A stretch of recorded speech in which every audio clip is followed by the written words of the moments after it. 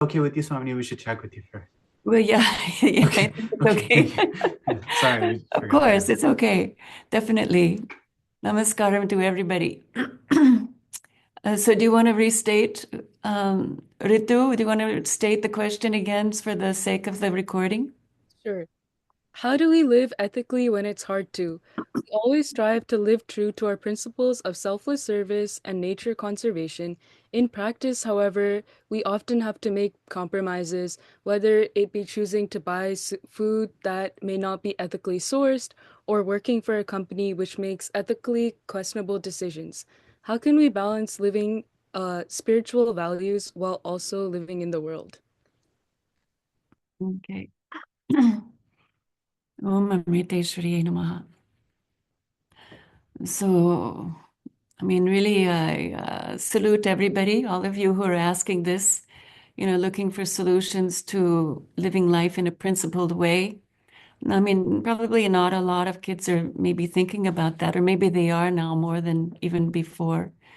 Um, it's so important, and I'm sure you all do, to really feel the importance, not only, for our own security, but just out of a genuine love for nature and a respect for others and concern for the future.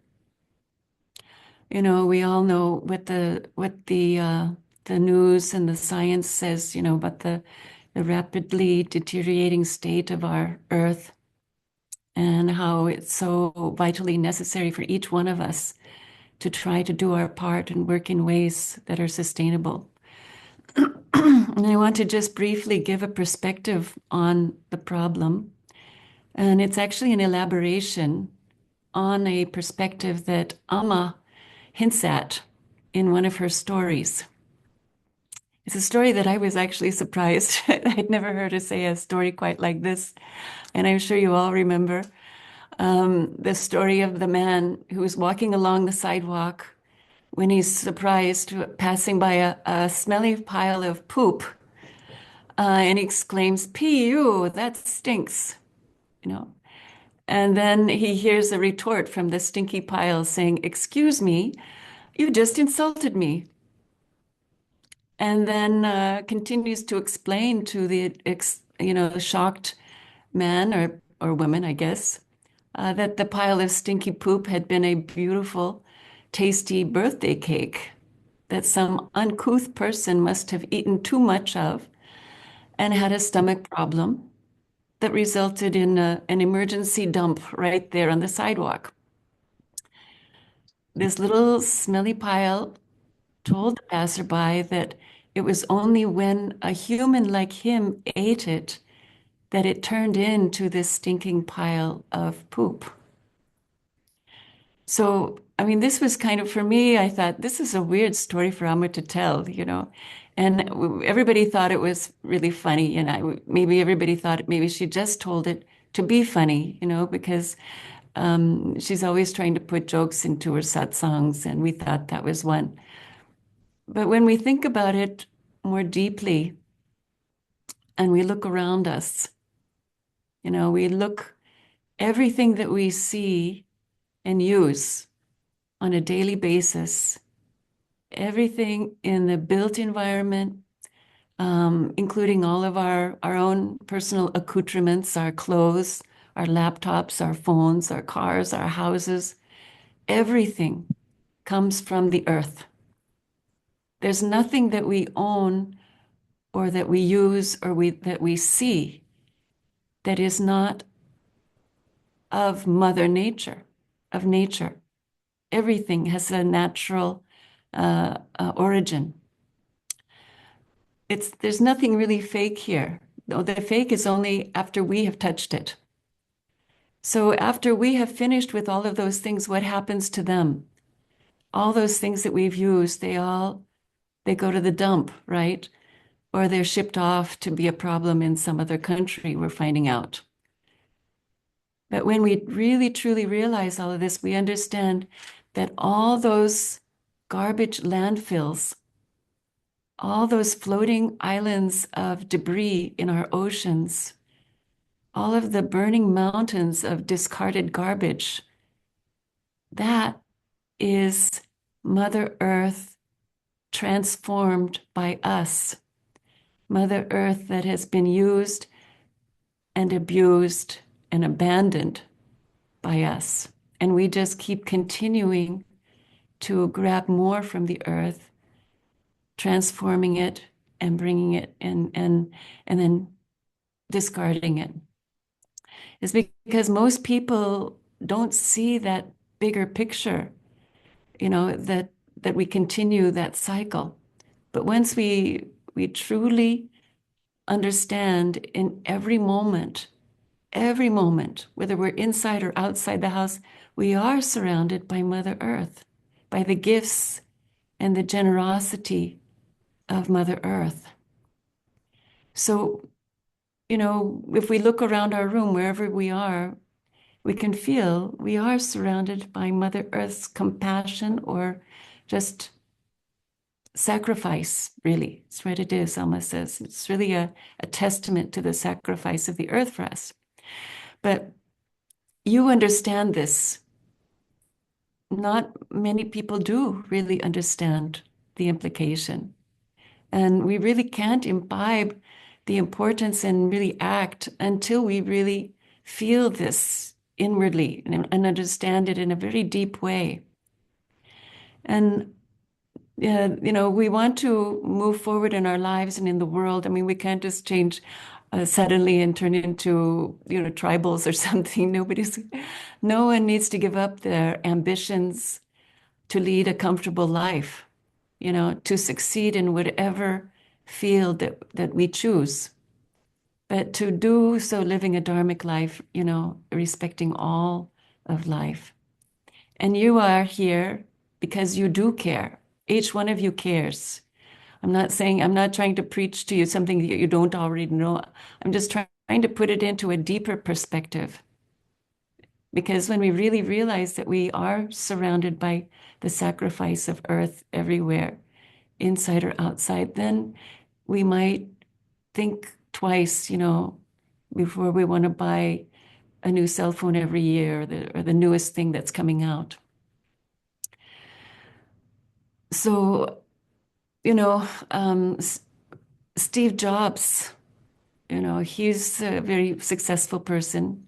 He lived comfortably. However, he actually had a relatively simple lifestyle for someone in his position, because he understood it. Despite his financial success, and he was known for his frugal lifestyle, and he embraced minimalism. He made a promise to himself not to let money ruin his life. And he became a Buddhist. I guess he was inspired by Paramahansa Yogananda. In fact, they say that he had his book, Paramahansa Yogananda's biography, on his iPad. And so he's an example of a successful person who really tried to reduce the things in his life. And Mark Benioff also, a very successful businessman, inspired by Yama, living a very disciplined life, which includes yoga and mindfulness meditation. He took Amma's advice to do something for others. And actually, because of Amma's advice, it has, and putting it into action, it has put him and his business, in the forefront of his profession, really, so successful. It's not easy to get started, for sure. You guys are all young, and you're thinking about what you're going to be doing when you leave college or what you're doing. I mean, when I was looking for work while I was going to college, I got a job for a short time with an electronics firm as a secretary. And I was young and I didn't really care what they were selling. I just needed a job. So after being hired, I discovered that they were selling wiretapping equipment, which allowed tapping on the other party without the other party knowing they were being tapped. I didn't think that was very nice. So I quickly left them and ended up getting a waitressing job quickly. So I'm sure there was a lot of waste in the restaurant also, but at least it was the lesser of two evils. So we often have to make compromises until we are in a better position, and when we're able to choose, what where we want to work or what kind of company we want to work in. But there is a danger when we make a compromise like that in the initial stages, because if we're working, especially if we're working for a company that doesn't align with our values, if we get too materially comfortable, we might decide not to put the effort to find something else that will align with the values. So we want to be, careful and, make sure that temporary is temporary as far as possible. But you're actually luckier than when I was in many ways, because the society in general is shifting now, and people are becoming more environmentally aware. But still, many companies are you could say using environmentalism and greenism, as the marketing tools, and they're maybe not necessarily true to their word. For example, during Alma's tour, we have a recycling team. We always ask the local city to work out something with the hotel. And most hotels will have recycling, separate the recycling and even the compost and the garbage. So during the tour, our recycling teams work so hard separating the recycling. They stand at those basic, tubs, and, they're always pointing out where to put the garbage, where to put the recycling, all this, only to find out after the program is over that they're throwing it all into the same place, all into the garbage. They're not actually recycling. That was very disappointing to us. So,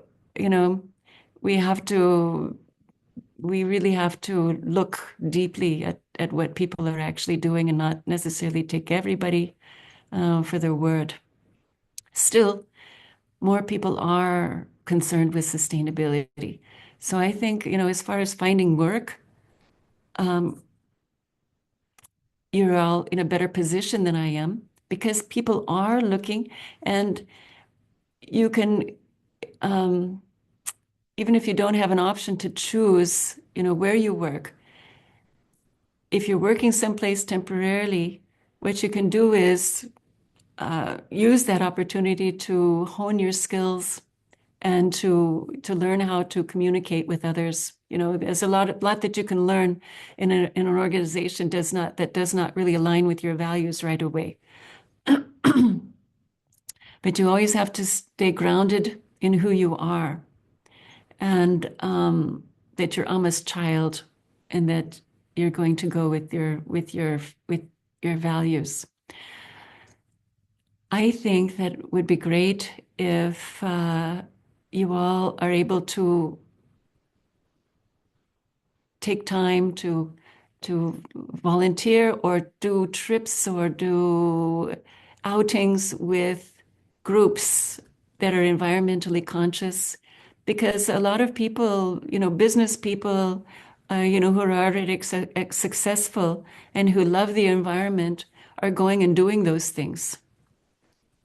So, to try to go and join nature clubs or whatever, where you can meet other professionals with similar interests, and that maybe you'll be able to find a way that you can find employment through that. I mean, that is done all the time. People would much rather hire somebody who's sort of on a similar wavelength, rather than just somebody who necessarily comes right into a job application, just cold turkey. So those kinds of associations are really, valuable. So I think that, other than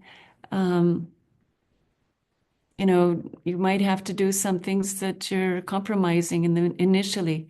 But I think that if you will much more easily find people who are professional people, who can actually help you through these professional retreats and workshops focused on environmental and socially sustainable solutions, I mean, that is a way too to meet people. I mean, to really, go a little bit out of your everyday going to work, coming back cycle and stick your neck out a little bit and do some of these things. There are a lot of nature clubs where you can also meet people just on a casual basis, like the Sierra Club. Actually, this is Audubon Society, Nature Conservancy. All those places have outings on them. And they also have volunteer opportunities. I was thinking that too, while you're all interested in doing some projects, that there's a lot of interesting things that can be done in some of these organizations. The Nature Conservancy had some really interesting things. The Sierra Club also is not only in California, but it's all across the country. Audubon Society, Jane Goodall's organization, the Roots and Shoots. There are many possibilities, and maybe you all could, actually be a great outreach too. People would learn about Amma that way too, as well. And be a great way to bring people in to, who have similar interests. So those are kinds of the things I wanted, and also to live simply, a simple lifestyle. That way, if you don't have to buy something all the time. And also, if you live more simply, you have more resources to do things that you want to do, to travel, to go to Amritapuri, and also to buy the organic food, to live and be able to afford the things that mean something to you. So, and also, I wanted to also emphasize that whatever you do, meditation and contemplation is really the key to keeping yourself steady and balanced. Amma says that the biggest polluter in the entire world, more than anything that the factories put into the air, are thoughts, our thoughts. The thought pollution is massive. And, when we're with people who have a higher level of thought or vibration, just in Amma's groups, Amma's programs, we can see how good we feel. And people, total strangers, will come in and say, "Wow, this is amazing. I never felt so good in a big group like this before." And it's contagious. And you know how you feel when you go to another place where people are thinking other things, lower thoughts. You know the feeling, how it kind of drags you down. You feel, your energy, you get lost energy so fast. I think that Amma, what she's doing, when I see her on those Friday mornings, the live stream at the beach, facing Russia and Ukraine and the Middle East,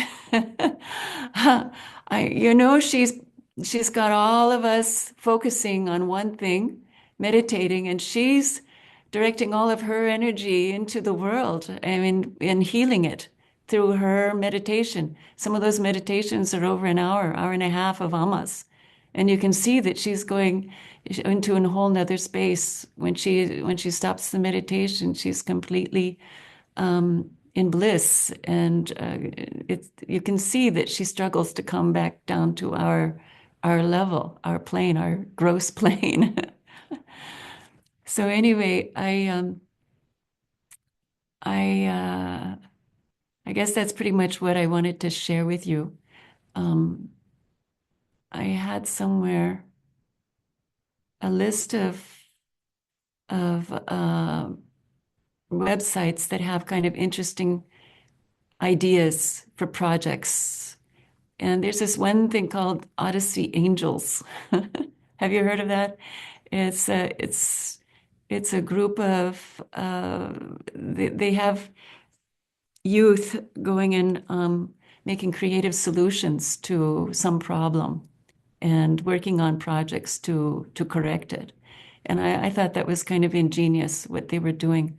I'm going to post all these things down for you all to see. Maybe somebody can copy in, and I hope that they'll just, oh, right. Okay, obviously I'm not. What I'll do is hold on just a second. Let me see if I have anything more. Yeah. Let me see if that will work. Oh, yeah. Okay. So there are a bunch of websites that you all can look at, maybe not in these 10 minutes, but in another time. In meantime, you can, I guess, what is happening now? Breaking out? Soon, yes. Next, we wanted to give people a chance to reflect on your satsang and ask any questions that they have, any burning Yeah, questions, maybe one or two questions we have time for. sure. And then we'll transition to project planning after that. Okay. Okay, I'm ready. Does anyone have a question for Swamini? Please, you can unmute and ask. I've left you all speechless.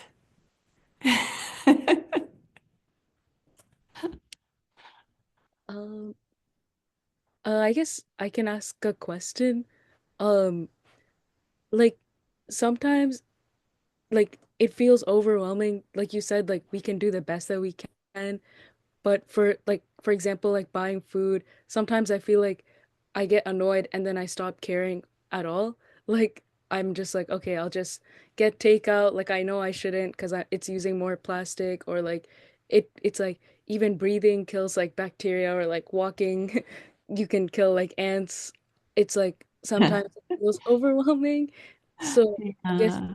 how do we like maintain that same, because like Amma says we need awareness in every moment. Like how do we not get overwhelmed and like maintain that awareness?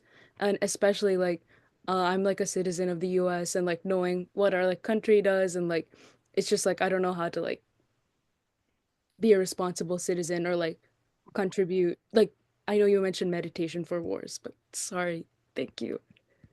I understand it though. I have the same frustration. I mean, now, you can't go shopping without having everything wrapped in plastic, even the vegetables, everything. And people are insisting. I mean, I agree. You feel like lost in a pile of plastic. And Amma wants us to reduce, but even in Amrita Puri, they're using plastic there because it's so convenient for the mold and everything, to keep the clothes and everything. And it's cheap. And I don't know what the solution is. It's really has to come from a concerted effort of the whole population to demand the companies to come up with something. I remember when plastic was just coming out. I mean, and I'm old enough to know when we were just using, glass milk bottles and, having everything. I mean, we never had plastic. Um, we had rubber toys and things like that, but we didn't have so many plastic things. So I'm in agreement with you. I am totally frustrated. That's why I thought about it and I couldn't. I actually couldn't. I would love to do something here in Chicago, because I see they're buying a lot of things that have plastic, and it's frustrating.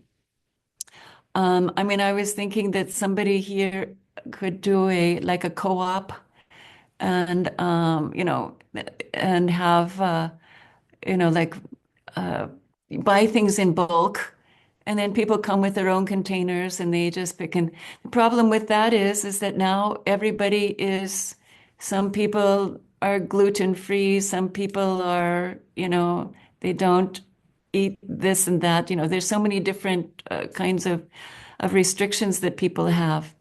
I agree. I think that I think looking for some places do sell in bulk, you know, and that would be a good project maybe to do research on in your area, like get the youth together in the area and to find ways or places where you can actually buy things without using a lot of plastic. You can bring your own container and fill it up and take it home. I mean, those kinds of things could be helpful for the general population to know about. And also people might want to start co-ops. You never know. You could start co-op in your satsang, figure something out, how to do that.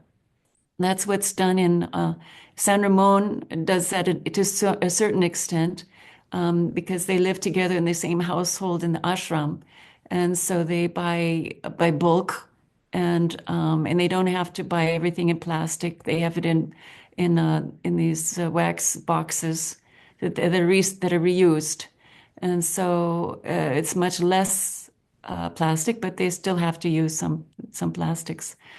So anyway, I agree with you. It's a frustrating process, and I think it's going to be a slow fix for the bigger picture. But we have to try something.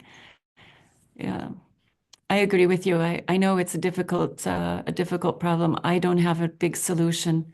It has to be done together as a group, I think, to group of people.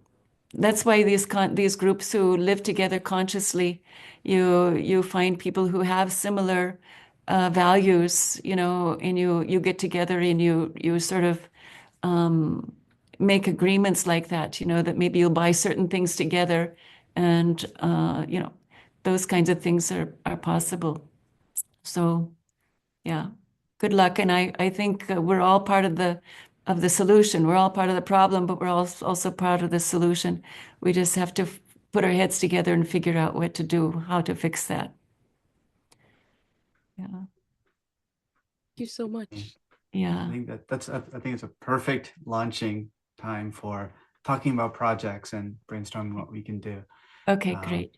Right before we do that, we wanted to break up these two parts with a talent showcase. Yay. So it's going to be really fun. So Aryan, are you ready? So Aryan's going to show us how he does DJing, which is really cool and exciting. Hey Okay. guys, Shivaya, I'm Aryan. So Aryan. I'm currently living in New Jersey. I go to school at Rutgers University, and I've been DJing for around 4 or 5 years, give or take. It's a lot of fun. I just wanted to show you guys how I DJ, and I'll give you like a quick little sample of what a little bit sounds like. So just give me a moment, and I'll put this here for you guys. Give me a second.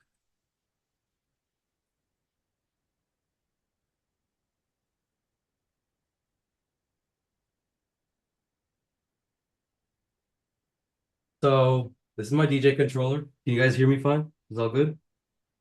Yes. Yeah. Yes. So that's my DJ controller. It's a normal sized one. It's got 2 tracks, so I can load 2 different audio tracks, 2 different songs at the same time. Okay. And really, what that lets me do is I can control the songs and different aspects of the song through different methods. So I'm going to share my screen to show you the computer it's plugged into. Can everybody see that? Yes. Okay. Perfect. Share computer something. All right. So you guys should be able to hear it. And yeah, so what I do with DJing is usually I do events, right? And I do different types. So this one's gonna be a lot of Bollywood. But yeah, so here are the different quick parts. This is the actual track, the record. It allows me to control like the literal movement of the actual song. So a lot of times you'll see DJs, the wiki, there's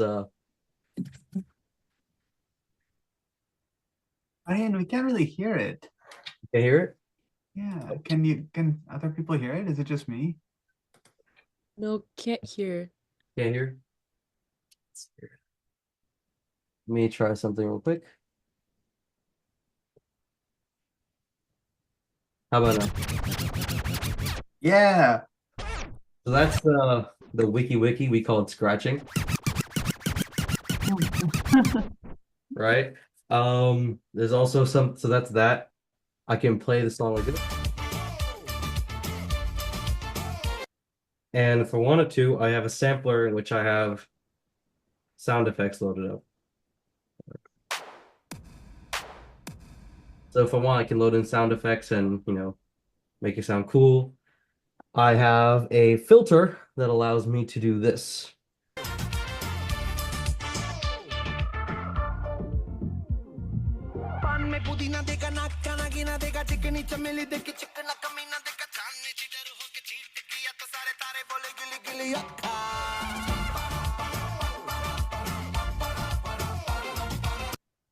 So, and one of my favorite things of all time to do is when the crowd, it's really starting to get party and the crowd's getting hyped up, I scream at them, is there enough bass?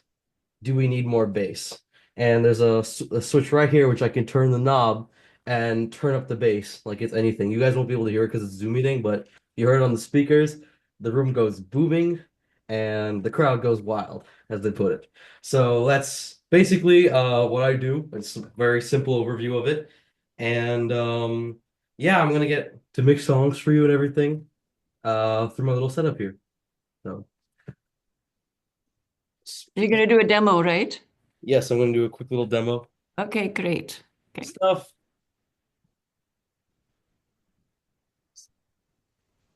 Start with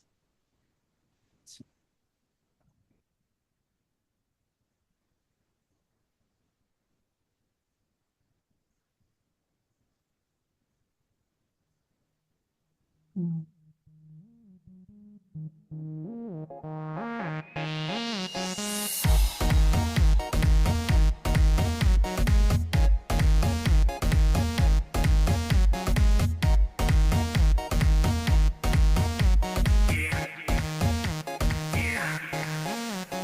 दरवाजे को कुंडी मारो कोई ना बच के जाने पाए डीजे को समझा दो म्यूजिक गलती से भी रुक ना जाए धगा धगा जो फील करे वो जाके दो रेड बुल गटक ले जिसको डांस नहीं करना वो जाके अपनी भैंस चराए बस आज की रात है कल से वही से अपे है जी भर के नाच लो ना घर वाले ना मापे हैं जब पे अपना राज है डरने की क्या बात है ये तो बस शुरुआत है ये तो बस शुरुआत है अरे अभी तो पार्टी शुरू हुई है अरे अभी तो पार्टी शुरू हुई है ये तो बस शुरुआत है बाद में ना कहना कुछ भी पहले ही दे दूं वार्निंग पार्टी चलेगी टिल द मॉर्निंग जी भर के ना चले वे भी नाच नाच के तोड़ दे सैंडल आंटी पुलिस बुला लेगी तो यार तेरा कर लेगा हैंडल जनहित में जारी जिसको अपनी जान प्यारी चुपचाप वो फ्लोर पे आए फ्लोर पे आके नाचे गाए नखरे वखरे ना दिखाए शर्म माइकल जैक्सन वाले 2-3 एक्शन करके दिखाए पार्टी करनी है हम पार्टी करेंगे किसी के भी पापा से नहीं करेंगे हम हैं बेटे हम बाकी सारे पानी कम हमें रोक के दिखाए जिसकी बम में है दम मस्ती है माहौल में चाय खुमारी है सारे थक के बैठ गए पर अपनी पार्टी जारी है मस्ती है माहौल में चाय खुमारी है सारे थक के बैठ गए पर अपनी पार्टी जारी है अरे पंगा तो कोई शुरू करे अपनी भी गरारी है जुम्मी चूकी नोक पर रखी दुनिया सारी है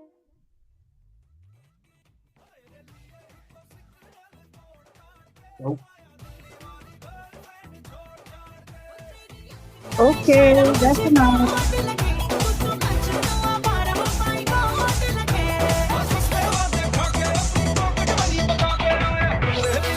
Awesome, Aryan.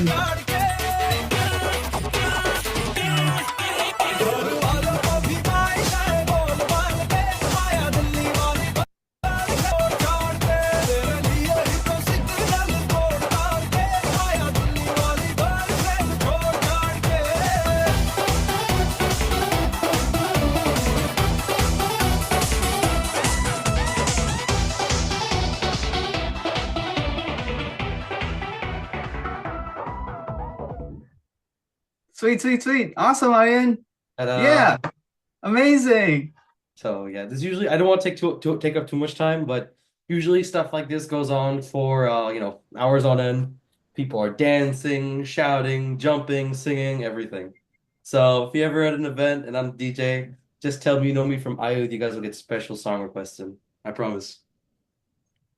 Okay, good. Good commercial. Thank you. Thank you, thank you. One of my favorite parts about DJing is when you're able to do it for free. Because when you do it for free, there's nothing really like forcing you to do this. I'm doing it because I want to. Mm, And usually when I do it for free, it's going to be for charity groups or groups that help out cases and special needs. So in my high school, in 4 years, I ran a DJ club. We always did the special needs activities for free because, it was just a lot more fun and whenever they did events and we like set up basketball games or soccer games for them. And when they scored the ball in, right, or banged a hoop in, right, playing their favorite song like Cotton Eye Joe or YMCA afterwards and watching them dance and have fun is probably one of the best things you'll ever experience. And mm, that really is what kept pushing me to DJ every time for all these events because, that moment of happiness is just something you rarely see. And it's just so, it really leaves a mark on you and them. So that's really what encouraged me to keep going. And mm. so, yeah, that's my whole motivation behind it. So definitely a great thing to do in. And yeah. Love it, love it, love it, love it. Thank you so Thanks for much for sharing sharing that. that. Yeah, Oh, thanks for no sharing problem. that, Aryan. Yeah, when Amma says that when you can make somebody smile who's not, she says that that's the greatest blessing. So you've got a lot of blessings coming your way. Yeah. Thank you, thank you. No, Om Shiva. Shivaya. Yeah. Great. So now we will start with the project brainstorming. Vidya or Chandan, would one of you like to introduce the activity? Yes, and Ritu as well. I think we have some slides. Oh, yeah. So I'll be quick because I know it's late, especially for the East Coast people. Yeah. And Ritu, you're there too. Jump in, and Chandan as well. But essentially, we thought Swamini Satsang was kind of the perfect jumping off point for us to kind of dive into project planning for the year. This slide just kind of shows how we've done project planning in the past.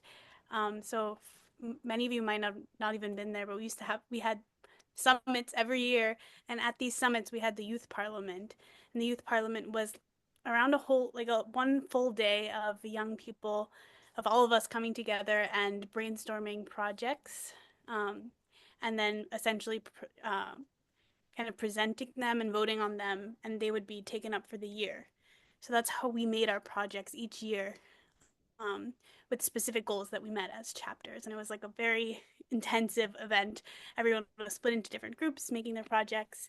And sadly, we don't have that. So that's our goal, to start doing that a little bit more virtually and re engage everyone. Mhm. And so we kind of go along this approach. What is our attitude?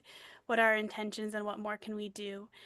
So this was our kind of motto that we modeled after. So in order for long-term relationships to be created, we must work with people, not simply for them. We also benefit from working with underserved communities, creating an environment of reciprocity. This kind of came up in our AYUDH Connect project, one of our projects that really came about because one of the groups wanted to give back to those who are underserved, but they felt just handing out, for example, hygiene projects isn't enough. We should get to know these communities and see what they need. So AYUDH Connect came up with the idea of blessing bags, where we not only created bags full of different hygiene products, but also wrote notes, and the idea was going out into the community and getting to know people, telling their stories. And I think we can go to the next slide. Just want to be mindful of time. Just wanted to touch on this. It's not going to be our focus, but for today, since it's more of just a casual brainstorming session, but all of our projects were actually, we would vote on the United Nations Sustainable Development Goals, which is a big arching kind of 17 goals that the United Nations came up with to try to achieve by 2030. And so they had they really wanted non-governmental organizations to get in on these goals and contribute. And so we were trying to play our part. And so every year we would vote on them. No poverty, zero hunger, quality education, gender equality. I think what we found is that many of these just kind of run into one another. So it's actually quite hard to just pick one and go forward with it. Mm. Go to the next slide. I'm just giving kind of ideas. So as you go out into your groups today, I think one thing that we'd like to think about is coming up with a project that we can have a tangible number attached, a tangible goal. So the idea is by the end of the year, we can go to Amma and say, this is what we did across our 20 chapters. We came together, even though we're all in different places, and we came up with this idea and we actually did it. And many times we'd actually surpass the goal and continue the project on for other years. For example, AYUDH Connect. I think our initial blessing bag goal was probably like 1,000, and we did 3,500, 800 connections made. Those were the connections I was discussing. AYUDH Give, that was in 2023. It was to collect food, clothing, and hygiene products and distribute them. And we collected $6,000 in donations for that, and also donated almost 7,000 items. Again, across North and South America and Central America. Just another example of a project. Youth Nurture, collecting trash and tree planting. Keep going. And then these are some of our other projects. So again, each one had a goal that we tried to achieve. And then we tried to show that to Amma. We actually showed Amma this booklet, and she commented that she liked that we had these specific kind of projects that we try to achieve every year. Oh, and just because I just added this in the last minute, but Swamini mentioned that there's so many organizations we can work with. I just wanted to mention too, we don't have to limit ourselves so much to just projects. We can also think about what we can do, like within AYUDH. We can think about what we can do within our university. So we have around 4 university chapters. I think Yale, University of Maryland, Drew University, Michigan. These were the university chapters that were started. And at University of Maryland School of Medicine, where I was at, I just wanted AYUDH to do something. I didn't know what. So me and a few other organizations, like Swamini mentioned, just came together and did this reduce, reuse, recycle competition. And we had everyone bring in their trash for the week. And we actually we sorted the trash and then brought it to different grocery stores that were like reliably sorting trash. And then the different houses, or I think we had some basically competition, and people won something within the school. It's been 4 years now, and then it was accompanied by a medical school lecture, which was nice, that they included in climate health. So how the changing climate affects patients' health. So this was just like, it was literally just me, but just kind of grouping up with other people within my university. Ah, nice. Good. Yes. So, Ritu, do you have anything to add? Yeah, feel free to like brainstorm any ideas that you want. So we can also, this year we want to have more of like a spiritual focus. So if you want to do something like Archana or Bhajan related, we're also focusing on that. So helping like our community at large within the continents, or like projects specific to your community, or like mindfulness or yourself. So thank you guys. And in each breakout room, there will be a moderator helping you guide the discussion. So don't worry, and share whatever you'd like to. It's a safe space. Chandan? Yeah, no, thanks, Vidya and Ritu. I would just add that, when you're thinking about projects, just make sure that they're, number one, like it can be done anywhere by any chapter. We have chapters across America, Canada, Central and South America. Something that can be done easily across different continents. And just try to be like realistic when thinking about that. So I think that'll be really important. And then each group will just be kind of sharing back one project, like just one main project that the group wants to share back to Swamini and get her feedback on. And then after all of this, our projects team with the AYUDH team will kind of compile what came out, where the overlaps, and then we'll probably send out a poll or something to kind of get everyone's input. Because I think this year we wanted it to be different. Usually, historically, the projects team has kind of come up with projects, and then everyone kind of does it, especially after the summits. And during the summit, we had a lot of inputs, but that's kind of not been the case. We haven't had a summit in like 5 years. So that's why this time we wanted to do it differently and get everyone's involvement and input. So just want to set that context. So but yeah, I think we can break out. I think Ivan made the rooms. And yeah, we'll see you guys and we'll meet back here as a bigger group after.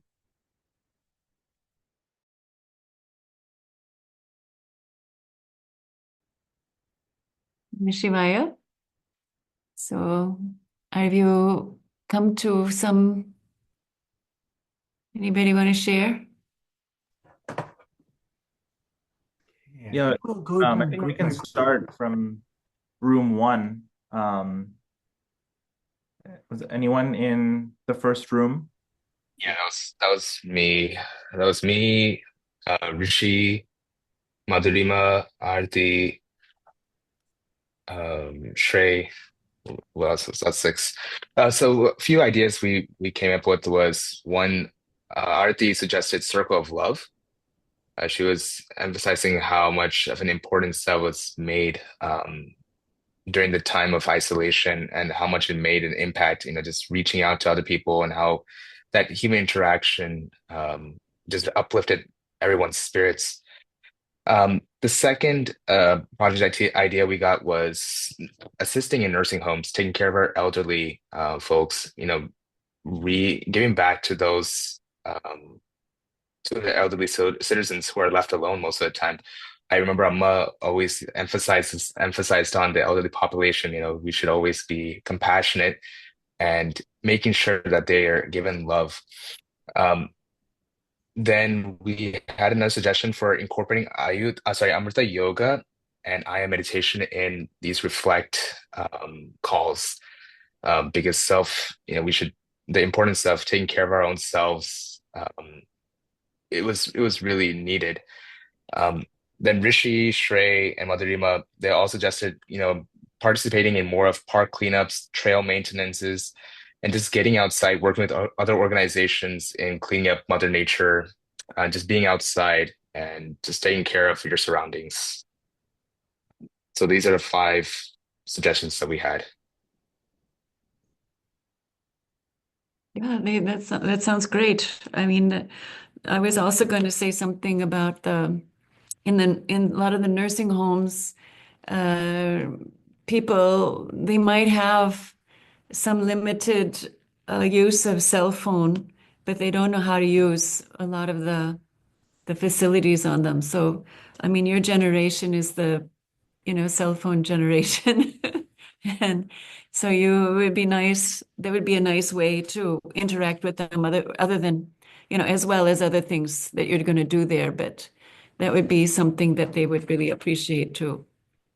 And just entertainment, talking to them, interacting with them. I think that's a great idea.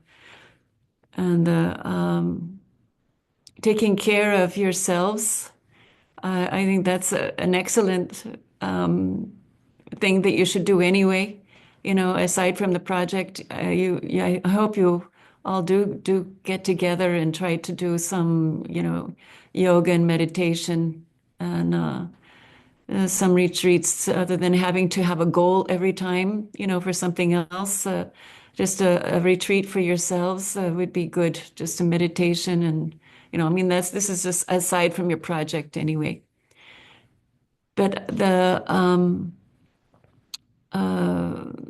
yeah, I think cleaning up the environment is good. I would say look at some of those organizations or some local organizations and find out what they're doing, what the need is, and again, you might be able to connect with other people, who would be interesting and learning a little bit about Amma, a little bit about what you're doing too, besides. So it can be multifaceted, multi-layered. basically. So yeah, all those ideas are very good.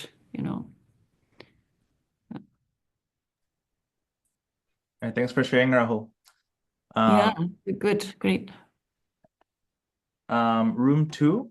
Would someone like to share from room two? Yes, Aditya will share our idea. Very good idea. We're all very excited about it. Aditya, your phone is muted. I'm not sure if you're speaking. Okay, Hey, Namaste. I came out, but yeah, we were talking about upcycling in particular. So it's like reuse. We have the three R, right?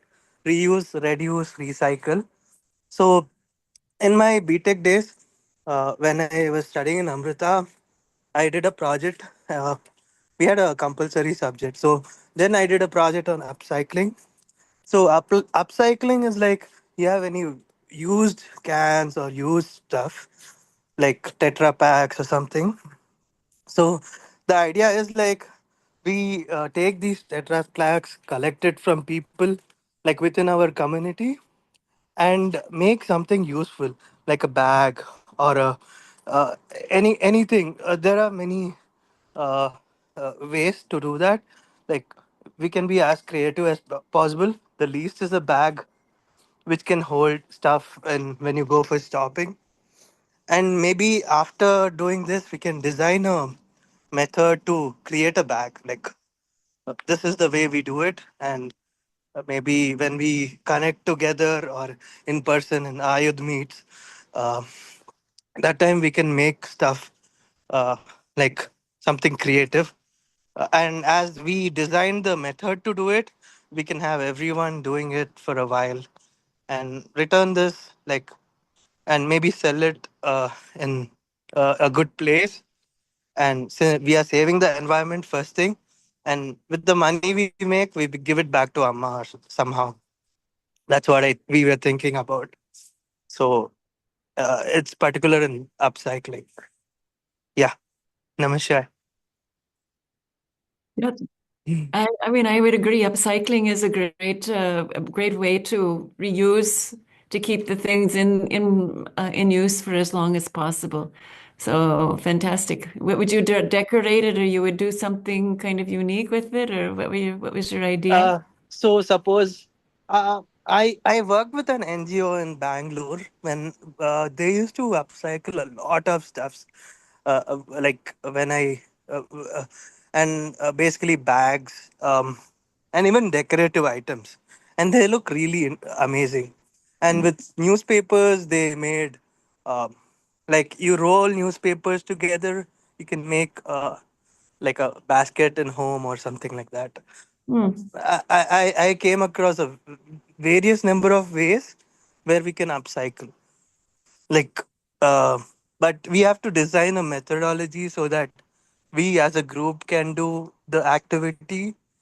It'll be an activity for us, and it'll be like we can give back something to the society, and as a whole, Amma would be happy. Yeah, good. Good.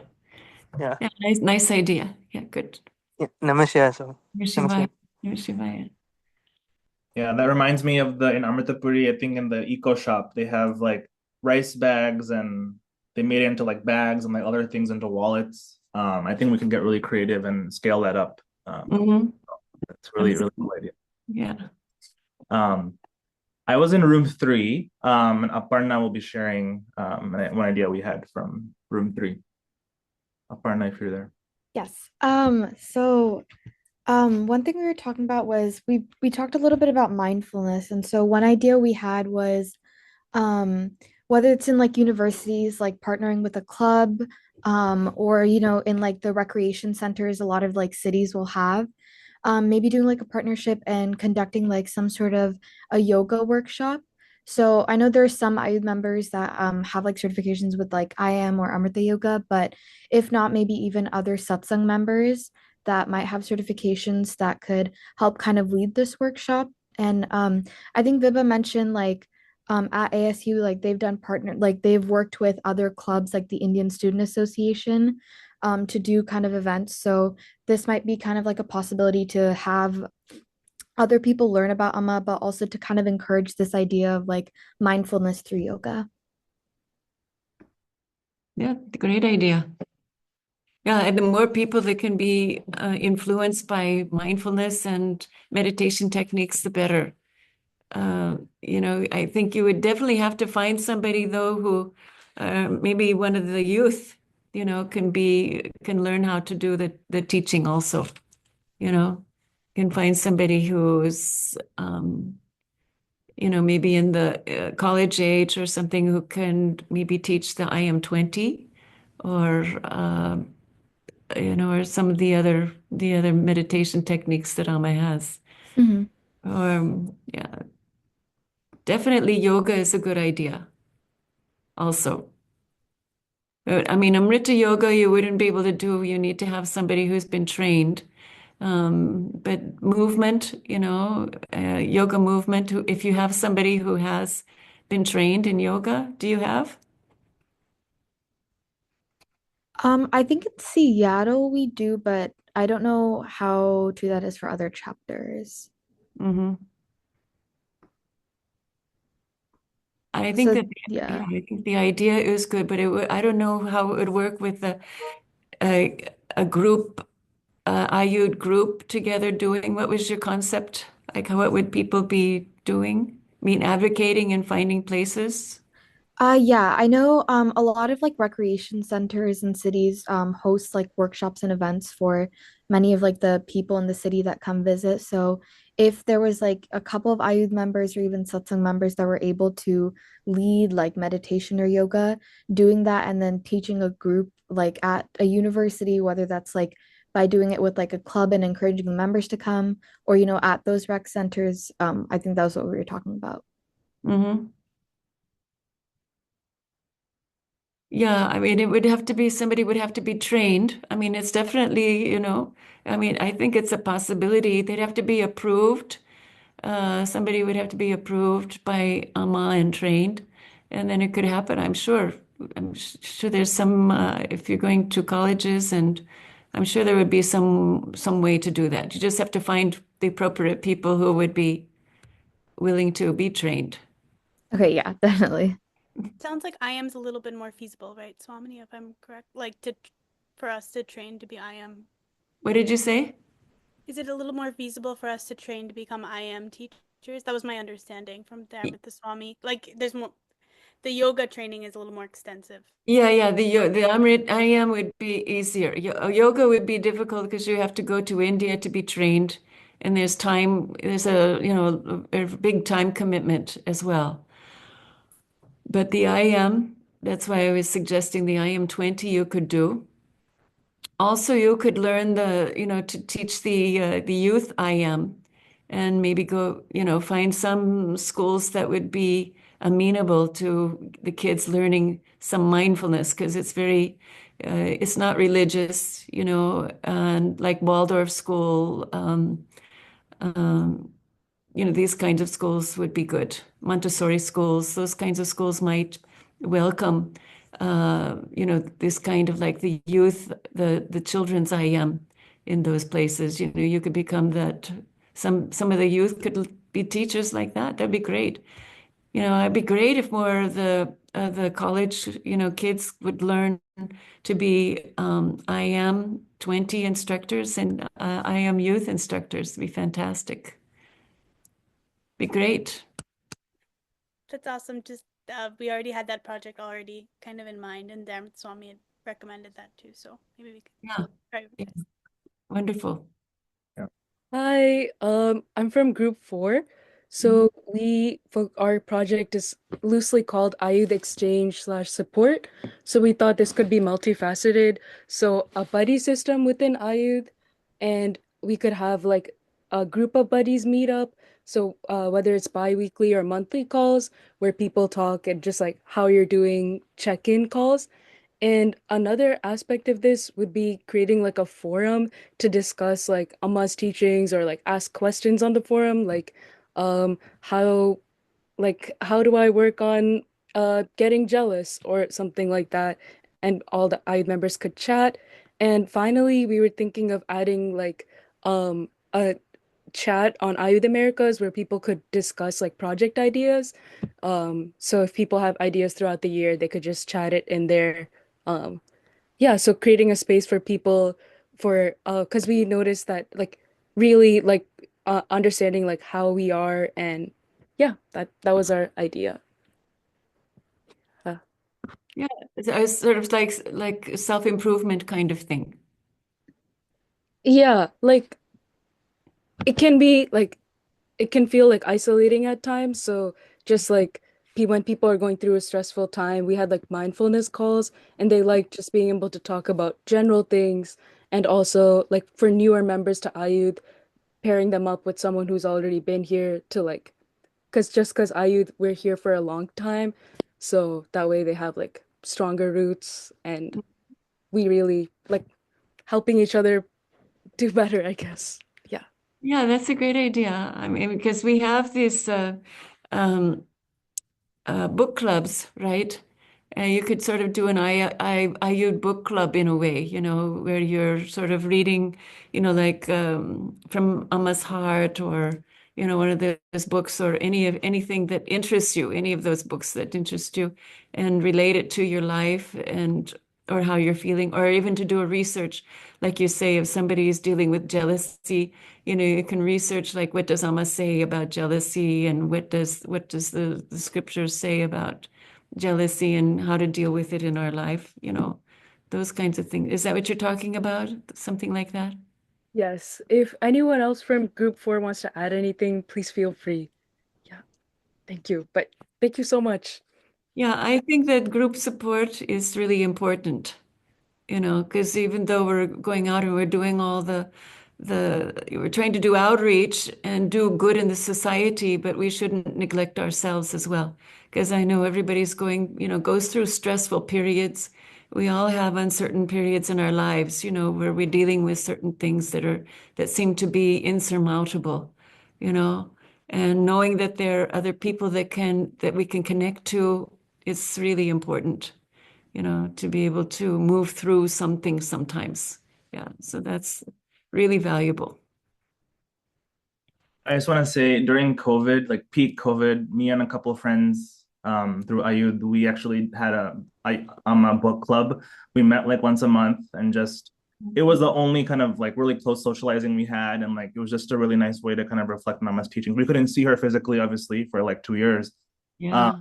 So that was really comforting. Like every month we would get together, and not only like Ritu, to your point, like not just talk about these things, but also kind of connect and like ask how we're doing and catch up. I think having that buddy system and that community it really like worked for us. So I think we should definitely look into the book club idea for sure. Mm-hmm. Just wanted to share that. All right, we have one more room, room 5. Go ahead. I also wanted to add that I think Ramananji mentioned to Amma this summer, like that we wanted to start a buddy system maybe within AYUDH, and she really liked that idea. It was like she brought it up a few times afterwards, so I definitely think we should go for that. Yeah, definitely. Good. Wonderful. Um, does AYUDH Boston wanna talk, or you want me to? I can start. Our room talked about the emphasis was creating a project that really help. I mean, it started from the idea of like supporting young people who don't have as many resources, particularly through potential tutoring programs, or kind of what was mentioned before, mindfulness programs, creating a space for young people within our communities, for example, foster children who could potentially like really benefit from coming to Amma's ashrams and being in that atmosphere, and then also getting support, whether it be educational or mindfulness based. And our thoughts were maybe we could talk to Swamiji and Amrita University people and see what curriculums they have there already in place, especially around mindfulness, yoga, I am. So that also feeds into the I am idea. Mm-hmm. And then like educational tools potentially that for younger children, maybe like elementary school children, and then see how we could feed that. The feasibility might be tough. We were discussing, and one idea that was mentioned was potentially like a virtual system, even with Amma's institutions in India as a potential option, but definitely like the local community wanted to be focused on as well. But if I miss anything, group 5, let me know.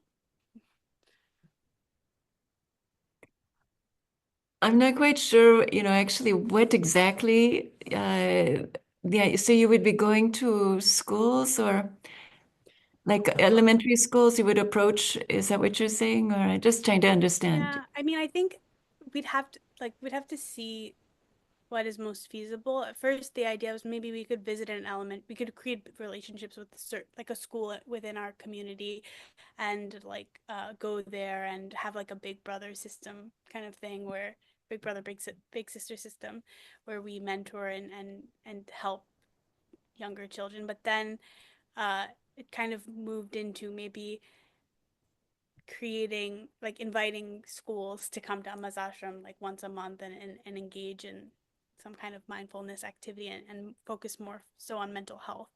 So Hmm. we'd have to see what's possible.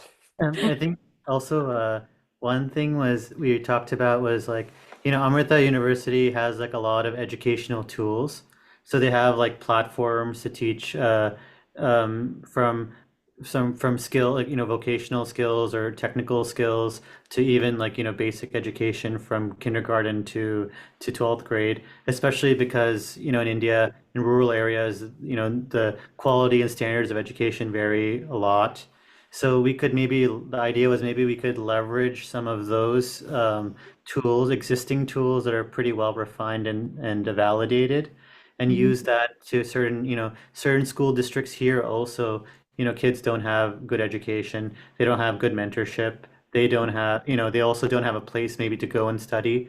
So we could figure out, so maybe the plan of action was one, figure out, what kind of tools already exist that are well validated that maybe we can use. And two, like Vidya was saying, is like, can work with schools that are maybe don't have are resource scarce and have kids like a weekly daycare, or not like a daycare, but like a study tutor hour where they could even come to a local ashram and we can walk through like the online platform together and use it together. And then over time, they can also use it on their own. The dual benefit is one, they maybe will supplement their education. They'll have the guidance, and also they'd be exposed to the atmosphere in the ashram. So that's kind of like, kind of what we were thinking. Yeah, okay. Yeah, I think that's great. I'm just only concerned about, especially in America, the schools are not maybe would have worry about the parents objecting to bringing their kids to some ashram or whatever. So there would be those kinds of legal issues that would have to be overcome. But if you made yourselves available in the school first, got to know the people, let them get to know you, then it's more likely that they might loosen up and allow something, like a field trip or something. And first it might have to be something like just getting to know the ashram, or what we do there, and just the environment or something like that, and then find out if there would be interest in letting us do some other things like you're saying, mindfulness meditations, or just the very simple Amma's I am for youth meditations. She has some really beautiful ones that are very much non-religious, really, that they're just really focused on beautiful things, just focusing on concentration and feeling love within and all that peace. So, those things might go over very well, with a school, but you just have to go in gradually. So it's not something that can happen all at once. So it would have to be a relationship that is developed over a little bit of time. Yeah. Nice though. I think Amma would love it, if you guys were able to do something like that. Yeah. Yeah. So Thank you. you would definitely, yeah, nice. Yeah, and this is just the beginning, right? There's just the brainstorming. You really probably will come up with other things as well, right? I would love to, if everybody would be great, if I would love to grab all of you all and take you away somewhere so we could just be in nature, raw nature somewhere, that is just pristine and beautiful and just being completely surrounded by that beauty and the magnificence of it all. Because I just wonder how many of you had that kind of experience. And I just, because I've had that experience so much in my life, I can't imagine not ever having that. And I really have a craving, to somehow, find a way to steal you all away and take you to some beautiful, beautiful place, you know. You Okay. can have a retreat. Yeah, we'll have a retreat. We'll just call it a Ayud retreat. Nature. Everybody go. Nature. Yeah. I was thinking Hawaii. Hawaii Okay. instead of like Hawaii is okay. Yeah. I mean, that's one place, We'll we get could back go. to you on I the was location. thinking about really wild nature, not the wild in one here.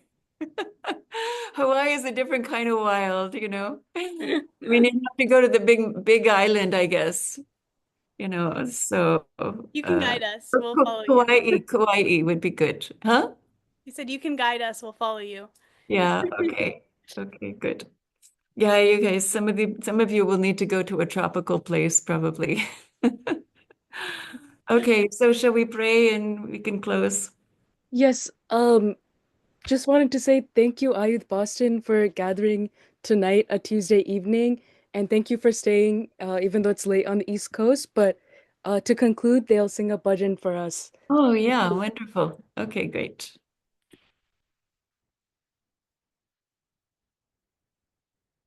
Can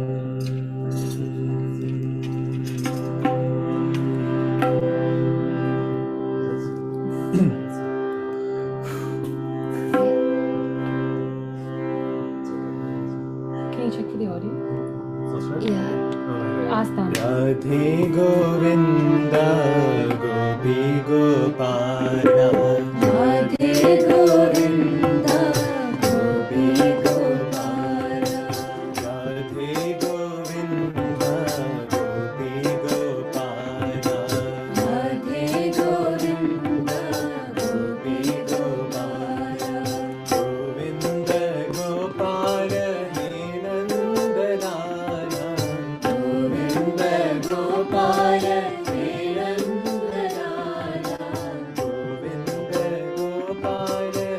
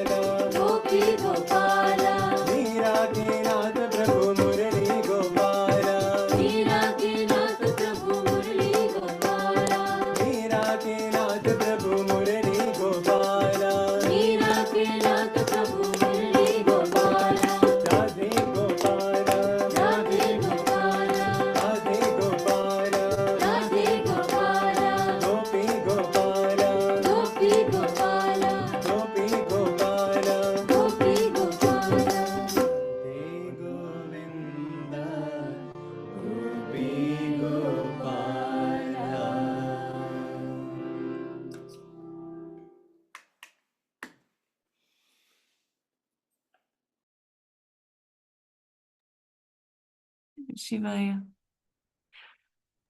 Okay, we'll say a prayer. Thank you. That was beautiful. Really loved that. Om Asatoma Satgamaya Tamasoma Jyotirgamaya Mrityorma Amritam Gamaya Om Shanti Shanti Shanti Om Loka Samasta Sukhino Bhavantu Loka Samasta Sukhino Bhavantu Loka Samasta Sukhino Bhavantu Om Shanti Shanti Shanti Om Shri Gurupyo Namaha Harihi Om. Namah Shivaya, everyone. Thank you for inviting me. I look forward to hearing what your final projects are going to be. I hope you report back. Thank you so much, Swamini, for the beautiful session today. Swamini.